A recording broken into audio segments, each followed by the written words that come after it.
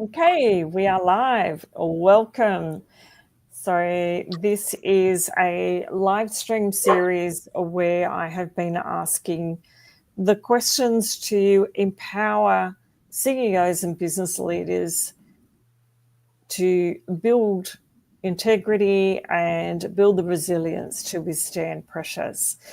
Now, tonight, Michael, I am very grateful to have you join me as my special guest, and I look forward in a moment to talking about the specific topic that we've got tonight, which is around word and commitment. But before we go there, Michael, you are founder, principal lawyer, and director of Scherini Lawyers. So tell me more about you. Yeah, so thanks for having me tonight. It's been an interesting road for myself. I started in the law around about 8 years ago. Worked for multiple employers. Worked in various legal settings for a number of years. And the reason why I mainly wanted to start my firm was because I wanted to start a business was grounded in empathy, practical legal support, transparency for clients. And as you work through employers over multiple years, you start to see how different firms approach things in different ways. And obviously opening my own business was the main reason why I wanted to be able to control the direction and the way that the services were delivered, especially when people are going through tough times. They're going to be overwhelmed. They're going to feel unheard. They're going to feel like the legal process doesn't help them. So just being a part of trying to deliver the service in the best way we can, at least gives the clients the comfort to know that they feel like they've got someone holding their hand there. There's nothing worse than when you've got crisis and you go to a lawyer and you feel like they've become as much of the problem rather than the solution that you were looking for. And I've heard that many times. So that's why I started the firm. I wanted to change the experience of clients through my practice. I wanted a firm where clients feel, genuinely supported, where they're heard, where we follow through with what we say, not just legally, but personally. And, a lot of our feedback and reviews that we get are reflective of what I was always aiming to achieve, was to be a personable, approachable lawyers. And we like to deal with people. We like to deal with clients. It's one of the best parts of the job. It's why we do it, and the problem solving second to that. So the first thing you have to do is show up to work, be reliable, make things clear for people, and just be human. Be human to talk to. Don't be the opposite. Too many times I hear clients say, "He spoke in legalese to me. I didn't understand anything he said. He didn't let me talk. I felt like, he was on his own cloud and I was below." I never wanted people to feel like that. I wanted to make people feel calm and at ease. We're going to break down the formalities and we're just going to talk as if you're my friend, because that's how I'm going to get the best out of people. The best instructions and the best relationships is I'm going to have the best chances to resolve the issue if it's a litigation matter. And the same thing goes for advice and transactional things, because at the end of the day, you want to have that relationship and nurture it as well, because you want long-term relationships with people. So, obviously clients are often comment on our down-to-earth approach. We break things down. In our commitment, staying by their side through the ups and downs. It's just how we work. And that's something that you craft over time. Throughout your career, it's not something that you learn day one, but with time you learn. You get more experience, you work out how you want to deliver services, and then eventually, if you've got the courage, you go and start your own firm and you do it the way you want. So that was how it came to Scherini Lawyers, and I'm very happy with my decision. I'm 2 years in, and we're just going to keep expanding, and we're going to bring the right people in to work with us, and that can continue on, delivering the services in the way we want to the community. And it's a bit of an introduction to my business. I love that. And I love, particularly as we're talking about word and commitment, where you mentioned follow through with what you say, but both personally and professionally, and being human to talk to. And I'll come back to that in a little more detail soon as we relate that back more to the content. But who is Michael beyond law, beyond what we see on social media, on your LinkedIn profile? Is there anything that you feel comfortable to share that makes you who you are? Yeah, look, to be honest with you, it's actually funny because a lot of people say, Michael, you are in your work who you are in your personal life. I'm me. What you see is what you get. And I treat my clients in the same way I treat my friends and family, because at the end of the day, it's, my approach in life is treat people how you want to be treated. And that is with dignity and respect. And that's served me well through life. And that was taught that since I was a young kid. So I've lived by that. And, obviously I've got my hobbies like other people outside of work. You can't resent me for it, but I'm a strong Hawthorn Football Club supporter. And we might I'm sorry, I'm not Hawthorn. We might get there this year. It's not looking too good the last couple of games, but we'll see. So I'm big into my sports. I'm very big into my football, AFL. I'm very big into my cricket. That's probably my favorite sport. So I'm very passionate about sports when I'm not doing legal stuff. I'll either be socializing with friends and family, or I'll be going to sports, watching sports. If I can get a little bit in, it's not much I can fit in these days, but I definitely make time for the Hawthorn games and some of the major cricket events in Australia. But yeah, look, I mean, that for me, that's, I'm a very, very much see what you see is what you get sort of person. So, you won't find that there's much different in my personal life to how I am in the way that I approach my work life and how I treat my clients and deal with them and speak to them. So what do you do because I would have thought that law can be pretty intense. What do you do to switch off and sort of give your brain a break? Well, definitely the hobbies that I just spoke of, and there's a few things that I've learned over the years. As you see stress levels go up and down, and sometimes it's because of the court proceeding, or sometimes it's because of a particular client who's been through a very traumatic event and they are stressed. So they start pushing the stress onto you. It might be just deadlines. Could be so many things in this job, but it's probably transferable to any job that can create the stress. And I found that self-education is the best.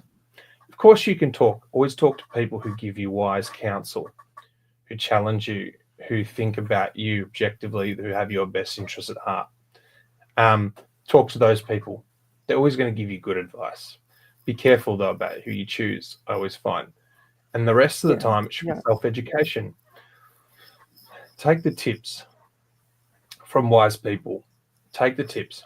Go and buy good books. Read them. Meditate. Self-reflect. Be aware of your consciousness. What is triggering you? You got to think about all these things.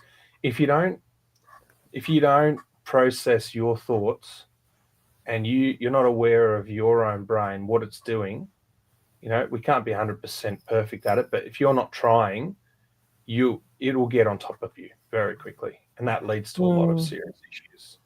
So I've learned over the years, nip it in the bud early, work out what is the root of the issue, and try and either resolve it or just deal with it, learn to process it. There's always a solution. There's generally a solution. it may be the simplest thing or the thing you don't want to do, but it's still a solution. You have to find the solution. And a lot of the time people they're just not conscious enough to find the solution, not prepared to take the solution because it's not what they want. But there is generally a solution to everything. It's just a matter how long it takes you to work that out and whether or not you're 100% happy with that or not. So when it comes to stress, I find that it's about, a lot of the time outside of law, it's about relaxing, switching off. It's about reflecting on things. It's about learning new things, learning things outside of law, nothing to do with law. Going and learning about a topic that you got no interest in, go and read and force yourself to read about a topic that you might have had preconceived notions about. You might have even hated. Go force yourself to read. Just read another perception on things. Right. Different perspective. I think force yourself to go outside of your box, and that'll really challenge your brain to switch off from law and think about things in a different way. That's the way I approach things. Yeah. I love that, because even that is still linked to our topic for this session, where you're talking about the education of self, and so it's that written word of reading books and looking for a different perception. So before we jump into the content itself, is there anything else that you'd like to share about who you are? Or do you think we've... Look, I think I've covered it. I'm, like as I've said, I'm pretty down-to-earth, approachable, personable character naturally. And so it's very easy to be that person that people enjoy, because if you actually are that person and that's how you live your life, it's not to say that I don't get upset and so forth. Of course, I feel all the emotions of the rainbow like everyone else, but it's about how you about how you process and control, and how you deal with those things. But I think generally that's the sort of person I am, and I care about what I do. I enjoy what I do. I think when you enjoy doing the job you do, you find it interesting. It suits your chemistry, your makeup, your DNA, who you are. If it suits you, you're going to thrive in it. And it's not really going to feel like work, although it is work. You might have days that you don't really feel like it, but most of the days, 95% of the time, you are going to feel like you're enjoying it, and that you are going to feel like it's not the clock's going at the slowest pace ever. You're waiting for it to tick over. That's the kind of place you don't want to be. So I found a job that I really enjoyed, and then opening a business was another challenge, which I really enjoyed, which is always evolving. It's never ending. Anyone that owns a business, especially a small business, knows that. So I think I've given, that's not much else to me in terms of a bit of a summary. No, that's a very comprehensive, and certainly the little bit that I've got to know you and the few times that we've met, you definitely come across that very personable, easy to chat with. So I appreciate that. Thank you for sharing. I'm glad to hear that, because that's Thank you for sharing. I live by that. That's what you want. That's great. So to set the scene for where we're at in terms of the content and the conversation, I'm just going to share this framework, which it's called the Integrity Game, and it's a series of questions that I've gradually, through this live stream series, been working through, where there's questions to ask, so that by providing answers, we as business leaders, CEOs, can start to build the structural integrity and resilience that we need, particularly in today's world where we've got so much uncertainty, that are going to help us navigate and help us to stay on course. So we've gone through purpose, gifts, where I spent some time talking about competitive advantages that led into potential. And from a chronology perspective, that was vision, mission, and objectives.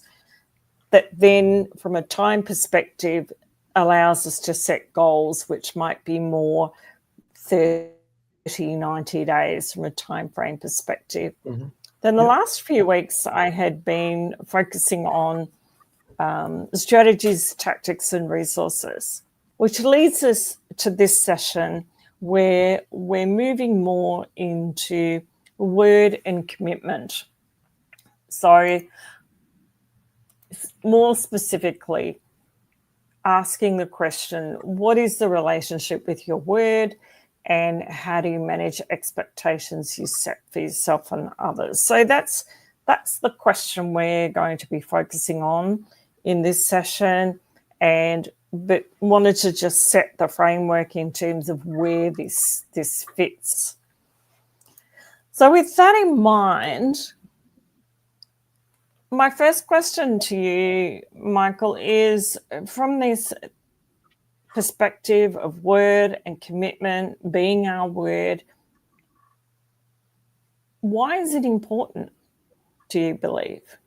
And that can be, and I think it could fit too from a professional perspective, given I would have said words are so important in the legal space, but then also as an individual.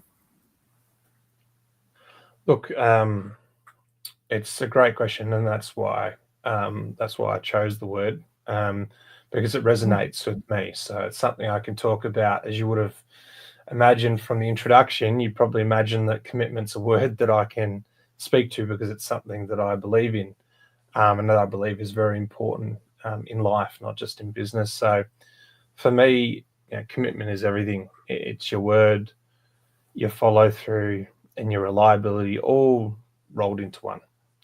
Yeah. As I've said earlier, in law, people come to you in times of crisis. Depending on which what area of law you work in, it could be a family breakdown, a business dispute, or they're just navigating something deeply personal like an injury or a misconduct in employment. In those moments, they're trusting you with more than just facts, documents. They're trusting you with their future, with their issue. They're looking up to you, looking to you for guidance, looking to you for a solution or a way out, a path out, the best path out. So if I give someone my word, whether that's about showing up for a client meeting or going the extra mile to prepare a case, I treat it like a promise. Yeah.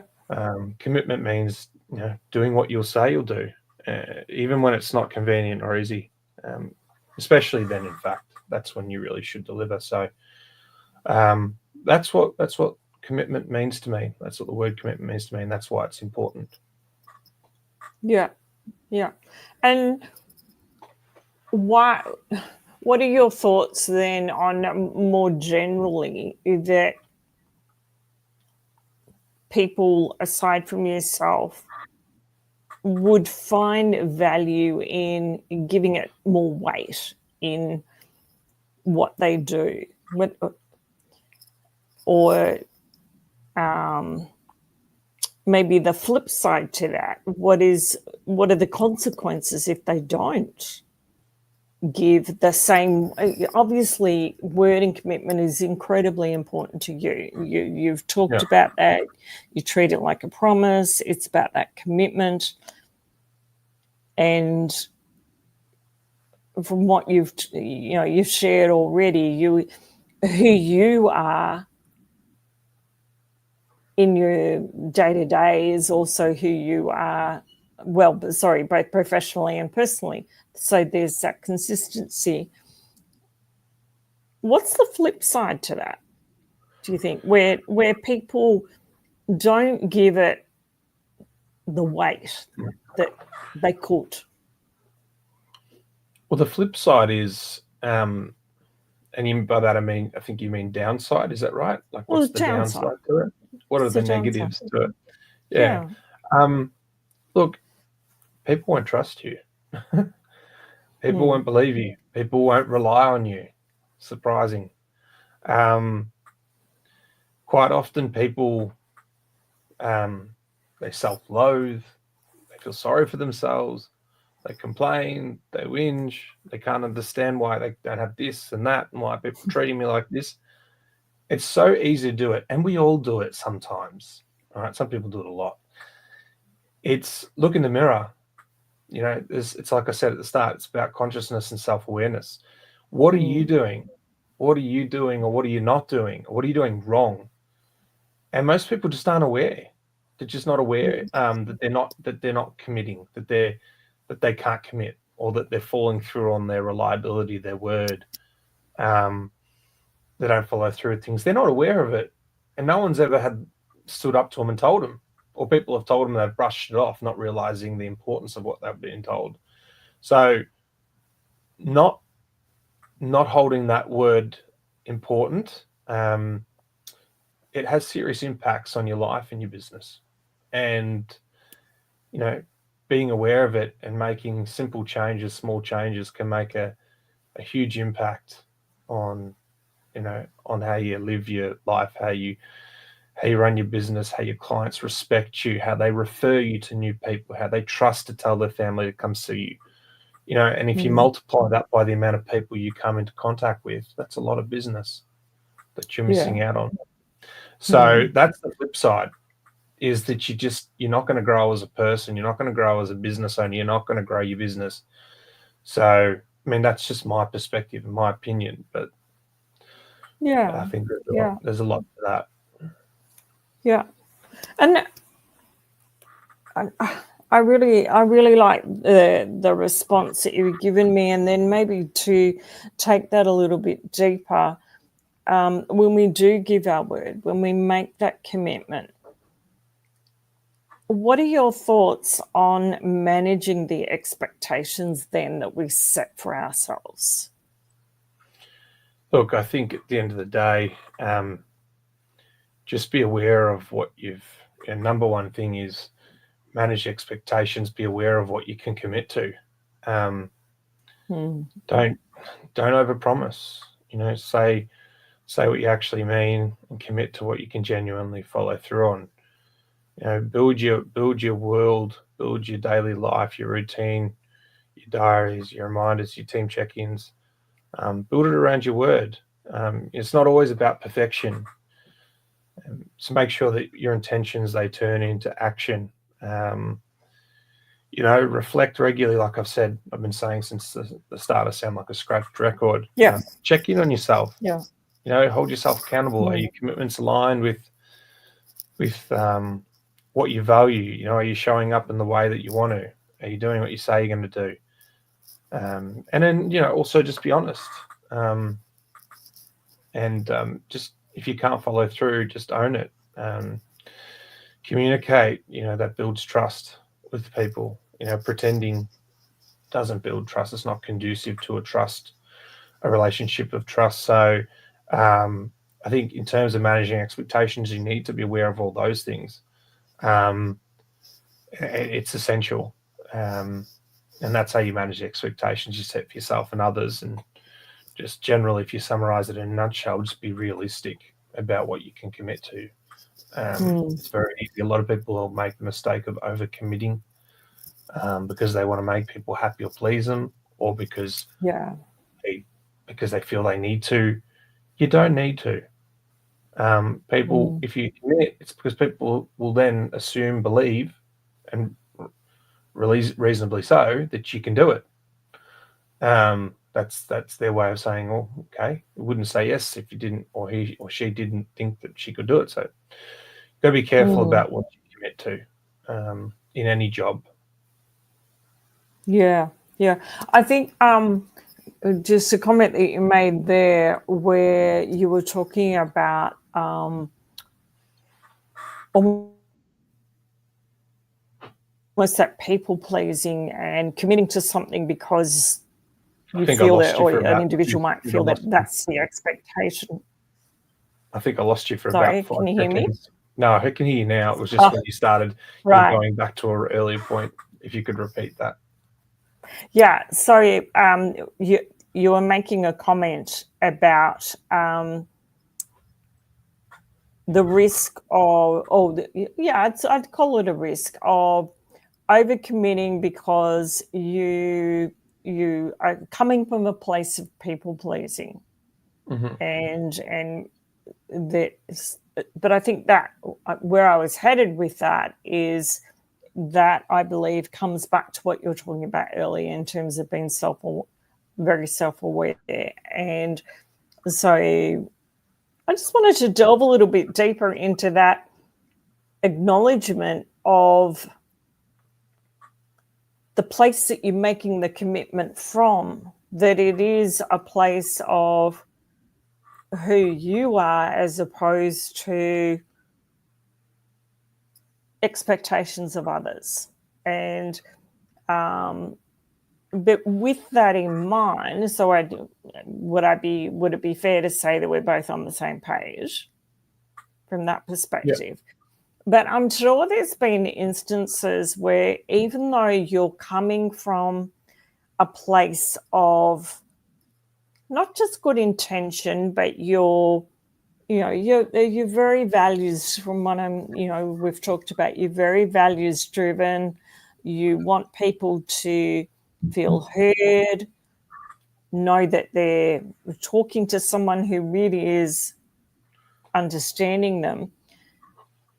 But I'm sure there would be times where, even though you've made a commitment, for whatever reason, something has come from left field and you haven't been able to follow through.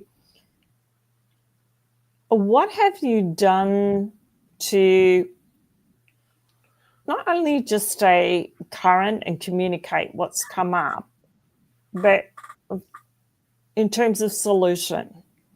Are there any sort of ways that you have maybe addressed that is even there a little bit different to what the norm might be, whether that be in your practice or, yeah. Just wondering if any examples there come to mind. Look, I've had people come to me with a problem. Initially, I could do it. All right, the problem didn't sound like it was that serious. And I said, look, I'll take it on. As we got deeper into the matter, I say, this is just not an area of law that I'm familiar with. This is in fact something else. And the first thing you do is just call the client and tell them. A lot of the time, clients will want you, if they like you, they want you to do it, learn it, get a barrister, who cares? I want you to run it. Most clients do. But there's been occasions where clients have been wanting, they might have wanted someone who just does that, just a specialist and only does that one thing. And they're just a real ant's pants in that. And I respect that. And that's why you've got to have the conversation. There's been a couple of times where I've just had frank conversations with clients and said, look, I think I could do that if you wanted it, but I think that this other person I know could do it better than me, because this is something that's not in my wheelhouse all the time. I'm confident I could probably find a way to get it done for you. And sometimes the clients have said, that's fine, Michael. No, we would like you get a barrister who's an expert in that. You can work with them. We're happy to pay. Or occasions where I've had a client who just said, oh, thank you so much for being honest and transparent. I'll recommend you to my friends, my family. So professional. You didn't try and run it out, make a bit of money, or whatever. You just told us up front. And that's just a simple, like one example of a simple solution. It's a simple solution where I couldn't commit to what I said I was going to do because I realized that it wasn't what I thought. So the intentions were all good. I wasn't trying to overcommit. I was running by my values, everything that I've just expounded. But it happened, and the solution wasn't that hard, and it worked out fine. So sometimes the solution is the most simple thing, but in our brains, in our mind, we work it up to be something that's bigger than a mountain instead of a mountain, and It's not until you just pick up the phone, have a chat, and then after that, how good do you feel after that phone call? Because you worked up in your mind to be something bigger than it really was or had to be. So that's just an example of a situation where a solution was required. And they both resolved in different ways ultimately, because the clients had the ultimate final decision, because they're the client and they're the ones paying and they're the ones instructing, so they do have the ultimate final decision. Yeah. And either way, I would have said that you're able then to move forward with clarity and confidence, whether that be, okay, we've put it out on the table, this client knows exactly where I'm coming from, they still want to work with me, which is great, we can do what we need to do. But then equally, if you've come up with a solution and you've done the right thing by them, but also saved yourself so much angst, I would have said. And that really is the benefit of being true to your word, in the sense of who you are and professionally what you can deliver. And because you're staying consistent with that, you're not creating unnecessary internal conflict. And at the end of the day, I would have said that allows you the freedom to just show up. A lot of issues arise from miscommunication. Most issue I find in this world, not just in business, on our planet, humans, most issues arise from miscommunication, misunderstanding about whatever topic, whether it's in work, whether it's between religions, whether it's between anything, politics. A lot of it comes down to misunderstanding, because we're always focused on what we disagree with or what we don't want than we are about the things that we are aligned about, that we do have in common. So it's just the way that we are, I find, as humans. So, when it comes to things like your word and your commitment, it's always important to either deliver, or if you can't, find a solution, a quick, simple solution to it. Yeah. Really like that. Now, this might, just thought I'd go a place that might be a little bit left to center, but if you don't want to go there, that's fine. I'd like to explore, and maybe this isn't something you've considered, but people talk about vibration, that with particular words, there's we talk about high frequency vibration or low, depending on whether they're positive, negative. How does some of those thoughts fit into your world, do you think? Is that something you resonate with or disagree with?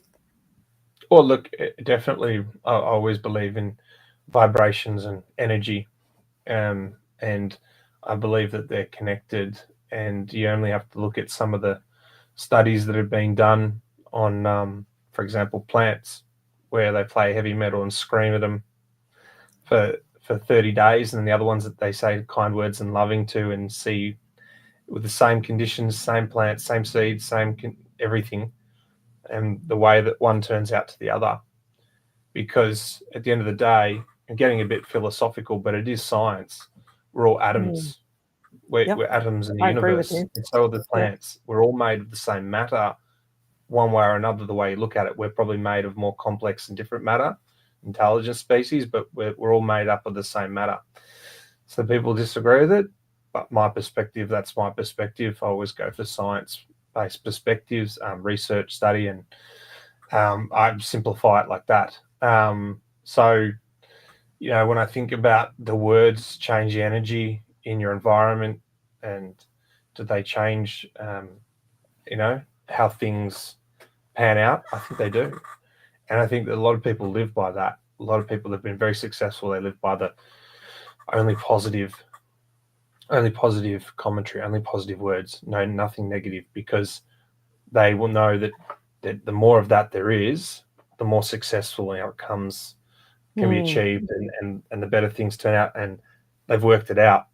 And a lot of people say that's hocus pocus, that's nonsense, but people live by it, and it does work. There's a lot of successful people out there that live by it. So if I talk about your words, how they affect vibrations and energy, and I do believe in it, and as much as I possibly can, I try to stay away from negativity and negative words. It's very difficult in legal, especially litigation, but there is a very professional way to go about it. And the way I look at it is, are you pouring fuel on a fire, because that's your personality, or because you don't have enough experience to understand that doesn't help, or because you're just a firm trying to make as much money out of your clients as possible because you've got a business model like that, or you've got huge overheads, or are you trying to throw some water on the flame? Are you trying to throw some, powder on it? Are you trying to reduce it? Are you trying to suck the oxygen out of the air to bring that flame down? Is that what you're trying to do? So, there's always, it always comes back to the way that you communicate, handle the case, the way, the words you use, the words you write. You don't need to be aggressive. You don't need to be negative. You can still be even upset with someone and take the moral high ground. It's something you learn with time, experience. First day you walk in the law firm, you're young, you want to prove yourself. You don't know what you're doing. You got to almost fake it to make it. But when you become more refined with your knowledge and skills, things change. And it all comes down to experience and good mentoring. So, that's really my thoughts when it comes to that question about vibrations and words. I think that it's very important, especially in the field that I work in, especially when it comes to disputes. You can achieve a lot if you're aware of that. Given that litigation disputes, they're a very, I would have said, core component of your business, correct? Yes. Yeah. Yeah. Is this something that you talk about with your team as to how you can be more consistent in showing up in the best way possible? Always. Always, because at the end of the day, we've only got each other. So if we're not creating a positive environment and using positive words and being together and being aware of what we're doing and united, how are you expected to do work for your clients? Be united with your clients, fight for your clients, be able to work with other practitioners, be able to work with the courts, be able to work with anyone if you came in and got your own house sorted. So, that's the key. That's the starting point, is getting everyone on board, regularly reflecting on it, giving each other compliments.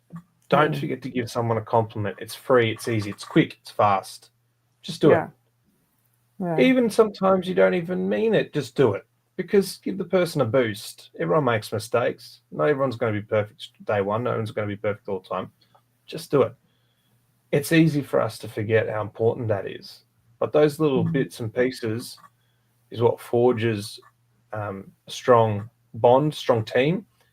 And before you know it, you're just a team of friends. You're just a bunch of friends going to work together. That's the kind of environment I want to foster, that I try to foster, that I try to promote.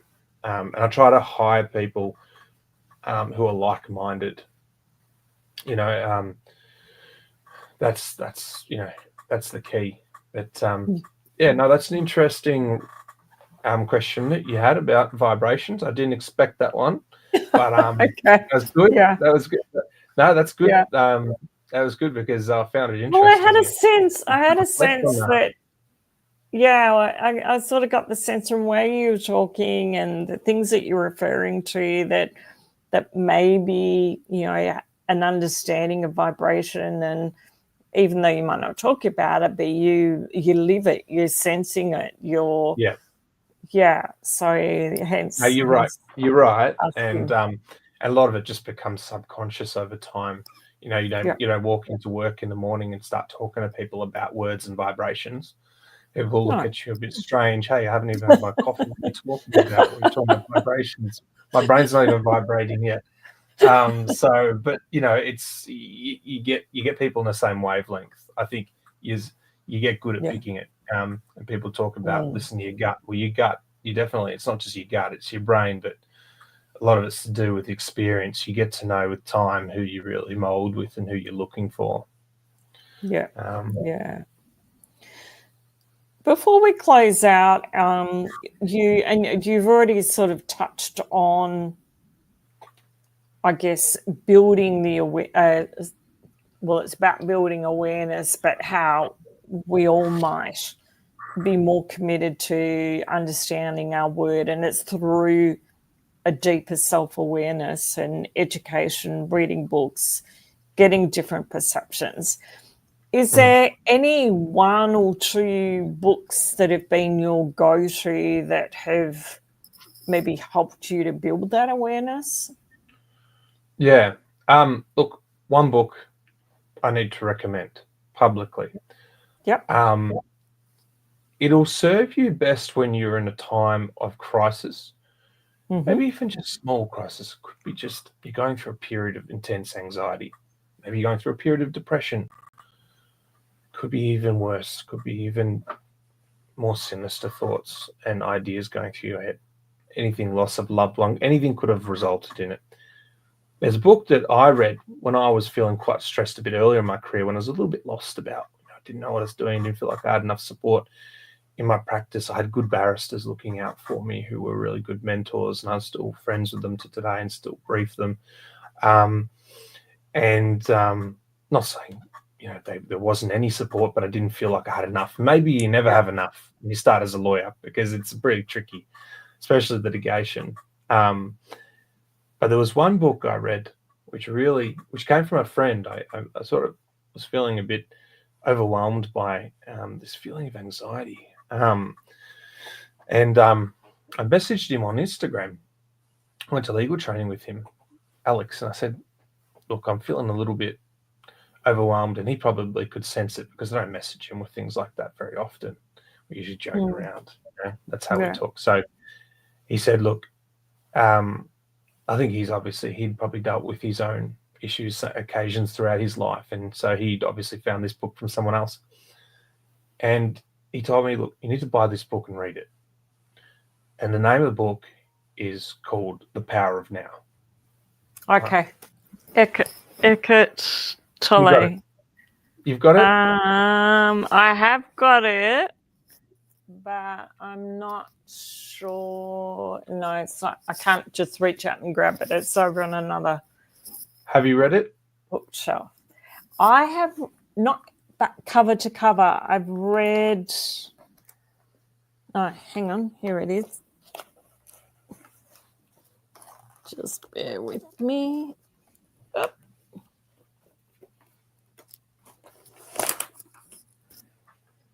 Yeah. Yeah, and it's got a very cheesy title. You might even think it's a very airy fairy. People might think, "Oh, airy fairy." I'm not reading that. Like, the people get the most out of it in time of crisis. So when you're in time of crisis, it pulled me right out, and it really helped me process. That's kind of just like storm of anxiety I couldn't break out of. First time ever happened in my life, for different reasons. And I read that book. I read it every day when I was feeling it, and it pulled me, calmed me. And by about 90% of the way through, I realized I'd overcome it. And that was because the person who wrote the book, he himself had hit rock bottom.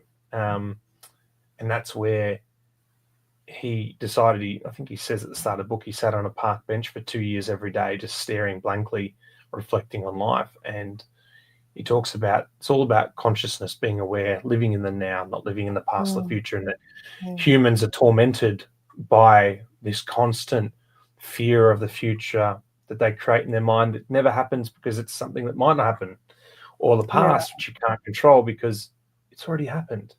So process it. And it's a fantastic book. So much packed into such a small book. So, if you're listening to this video and you're going through a difficult time, buy the book. It's like $15 on eBay or whatever. Just just get it and read it. It's better than listening to the audiobook. You can do audiobook. It's not the same because reading, you read, you reflect, and you absorb differently. You pause, you ponder for sometimes for 5-10 minutes thinking about how does that relate to me? You just have these amazing moments throughout the whole book. So it's very therapeutic. That's one of the key books that I read. Another book, I'm just trying, let me see if I can find the title of it because it's actually on my shelf in amongst a couple hundred books. I'm trying to find, and I've got a few books on this topic. So I'm just trying to find a look. While you're looking for it too, it just shows, I think, the power of the written word. And I think we underestimate that. We underestimate how powerful our brain is, and that our subconscious and unconscious actions and thoughts, patterns control our everyday life and our behaviors. A lot of the time they can be changed, and a lot of the time they're not even a reality or correct. But to say you're conscious every minute of the day, every second of the day, like you would be lying. It would be impossible, probably. Some people have done it for periods, but your brain's a very powerful thing. The body's a very powerful thing. So I just found this other book that I read. It's called How to Be a Stoic, Ancient Wisdom for Modern Living. Okay. Massimo Pigliucci.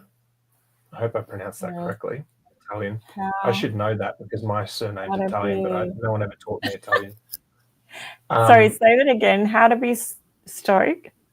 Stoic, S-T-O-I-C. Yeah. Ancient Wisdom for Modern Living.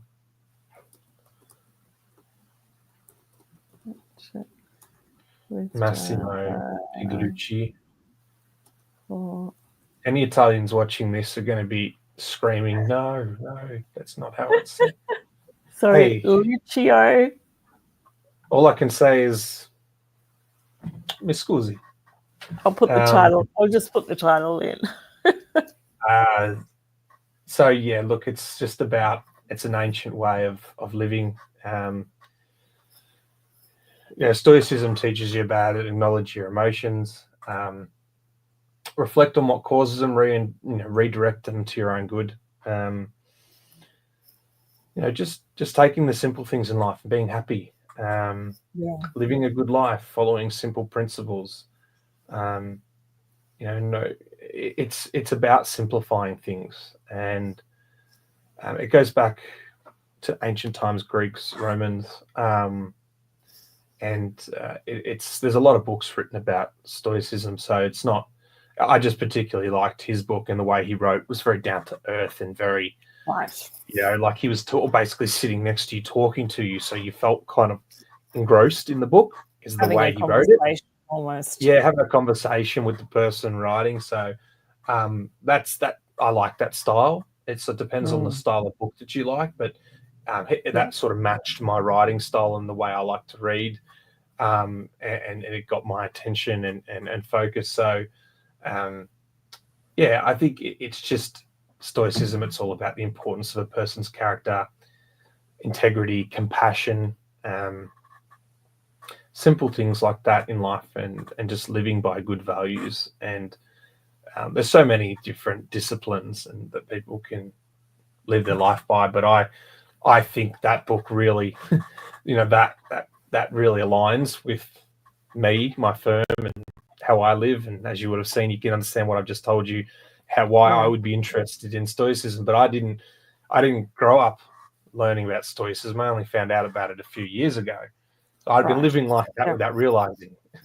So I realized, oh, that's a thing. That's actually how I feel like when I reflect on myself. That's how I like to be. That's how I like to live life. And I go, there's actually, that dates back to ancient Romans. Okay, I better get a book and read about that. So it wasn't like something that I learnt when I was a kid or something my parents knew about or taught me. It just happens to be, 2,000-year-old teachings that have just carried through, and maybe they found their way through to my family with time, and you don't realize, because maybe my family from northern Italy, Milan, from Sondrio, the town, a small village town up there, and maybe over time it's just passed.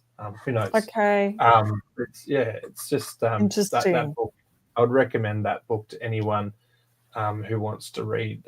Have a good read and enjoy that. Yeah. Fantastic. Well, thank you. Thank you for sharing those recommendations and those books that people can engage in their own time and gradually work through. So I think, we're well into getting close to almost the hour, which is well beyond what I thought we'd be chatting. Is there anything else before we close out that you would like to mention? Look, I just want to say some closing remarks. To whoever's watching, look, just be aware of what's stopping you from keeping your commitments. And if you're ever wondering, why can't I keep my commitments? Why can't I do this? Or why can't I do that? Just think about the things, and you can overcome them. Fear of failure or judgment. It's like I said earlier. Sometimes people overcommit, make promises they don't know how to keep. Instead of owning it, they go silent. Don't be that person. Own it. Yeah. Another thing, lack of clarity. Saying yes to things without fully understanding the scope or implications, and then getting overwhelmed. Don't get overwhelmed. Deal with it. Find a solution. And then there's the other issue, which is probably a deeper issue, but disconnection from values. When your commitments they're not rooted in something meaningful, like your values or goals, it's easy to drop them when the pressure hits. Work out what your values and your goals are. Write them down. Everyone's got them. You've got more than you realize. And then you'll find that putting in things like committing to certain tasks that you couldn't before will become so much easier.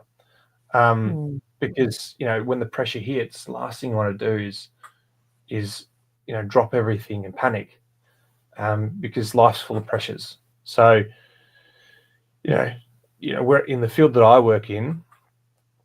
I see how stress and uncertainty can throw people off, not just clients, but just other lawyers, even lawyers I'm coming up against. Lawyers I'm working with, colleagues in the past, judges, all sorts of people. You can just see it. So even good intentions can fall apart if you don't have support systems or self-awareness. Just be self-aware, reflect, think, go and sit in a quiet place without any distractions. Go and sit on the beach. So much beach line here in Melbourne. There's so many places you could sit with no one else around. Stare at the waves, feel the breeze. I always find sit on the sand by yourself, look out to the ocean. You'll never find a better serenity than that if you really want to reflect and meditate. If you can't meditate, just sit there, let your thoughts go, work your way into it. Just make time for your self-reflection, because a lot of that is going to help you to process things and just improve your way of living, improve your way of doing business. Yeah. I appreciate that, and a fabulous summary there that you've provided of different thoughts and different things that people can do to build that self-awareness. So thank you. You're welcome. As we wrap this up, my question to you, what have you enjoyed most about the conversation that we've had? Oh, look, this is for me, it's great because it's almost therapeutic. How good is it being able to talk to someone for an hour? How often do we just get to do that about something True. other than work or other than our chores and our daily life? How often do we actually get to sit and just talk to someone undistracted by a phone or something else? So it's for me, I love it because it's going back to the times before the tech and where you had to, that's how you enjoyed your time. So for me, having a chat and not just having a chat, but chatting about something meaningful and really focused on that one word commitment, that's interesting. It's and it makes me bring up a lot of thoughts and ideas about things that I had lost track of, that I didn't realize were in my brain, which came off the top of my head when you asked me questions, or things that I went, actually, yes, that's something, it could be something that I haven't thought about that for a while. I haven't looked into that. I've got to actually go and do that. These are things that you might pick up, as I'm talking, I might say, I'm actually going to have to do that particular thing. Yeah. So for me, I get a lot out of it because it's as much therapeutic as a self-reflection. And also, if I could share my views about the world and my views about things with people, and people can watch this and enjoy it, listen to it, get something out of it, different perspective. Maybe they agree with some of it. Maybe they don't agree with all of it. That's okay. Everyone's entitled to their opinion. We're a free country, this is a democratic country. But, for me, that's great.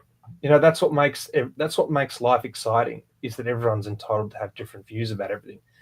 And that without that, it would be very boring. So true. So true. And look, Michael, I really want to thank you because exactly for those reasons, I made a commitment to myself that I would go online every week and continue a habit that I'd started last year in a different context. But it's so much more fun when there's actually someone else to have the conversation with, to share ideas, to delve a little bit deeper into a topic. So thank you for your time, for being part of the conversation in this session. And I appreciate your insights, and certainly for this one, The Power of One, which has been sitting on my desk here for a long time. It prompts me to take action and do some more reading myself. So you're welcome. Thanks for having me on. And there's an old saying that my old boss used to say. I still remember a lot of the things he used to say. He used to have good sayings, which I think he might have learned from other people, but good to pass them on. You're always more important than you realize you are. You're always less important than you realize you are. It's a humbling statement. So if I take that to what you're doing, what you're doing would have more far-reaching impacts on people's lives than even you probably would appreciate. And so what you're doing, you don't always see the fruits of your labor, but it could even be me. You asking me about a book, and I'm putting that book up, and you showing that book to someone who's actually watching that doesn't want to talk about something. They read it, it might save their life. Who knows? I'm going to, but the thing is, that's just the things that the flow on from it. So I think, it could be having a really great impact more widely than often people will appreciate. Even if it's someone that told someone, hey, I heard about this on that. And then they told someone. So, I think these things, they matter. There's not many people around doing these kinds of, I guess you could call it interviews. And it's just meant to be fairly casual and but about important topics. And that's why I think this is, like yours, is very unique, because you're talking about unique topics that matter in everyday life, in business, and everything. So everyone can relate. And that's why I think it's so important. So thank you for putting on the series. And I hope to come again in the future and talk about another topic. Fantastic. I'd love to have you. So we might have a conversation another day as to what we can do there. Yeah.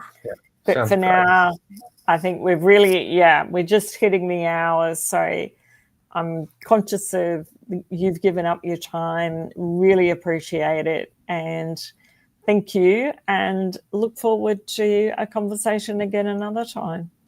Sounds good. All right. Thank you so much for having me on. That's all right. Thanks, Michael. Talk to you soon. Thank you. Bye. Bye.